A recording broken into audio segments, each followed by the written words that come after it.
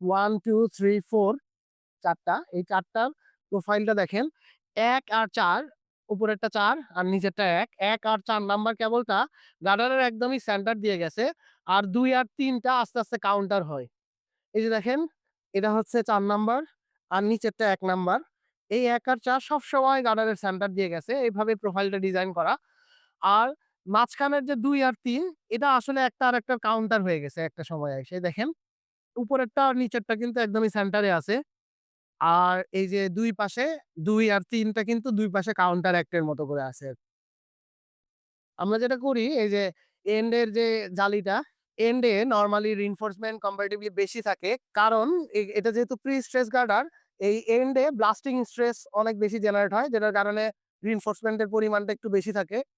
এই এন্ডটাকে আমরা বেডে বানাই না। কারণ আমরা যদি এই ধরনের এন্ড ব্লক বা জালি যদি বেডেই বাঁধি তাহলে কিন্তু অনেক সময় লেগে যায়। যেটার কারণে এন্ডের জালিটাকে আমরা আলাদা করে বাঁধি। বাঁধার পরে এখানে নিয়ে এসে জাস্ট প্লেসমেন্ট করি এবং মাঝখানে প্রোফাইলের রডগুলো আগে বসাই। এরপরে তার মাঝখানে এই যে এই রডগুলা দেয়া হয় আরকি। কেবল প্রোফাইলটাকে কিন্তু ঠিক জায়গায় রাখতে হবে। রড আমি এদিক-সেদিক করতে পারবো কিন্তু কেবল প্রোফাইল এদিক-সেদিক করতে পারবো না। কেবল প্রোফাইল 100% মেইনটেইন করার ট্রাই করতে হবে।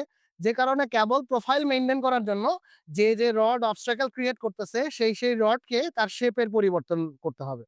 তো সেই শেপের পরিবর্তনটা আমরা কিভাবে করব সেটাই দেখি চলেন।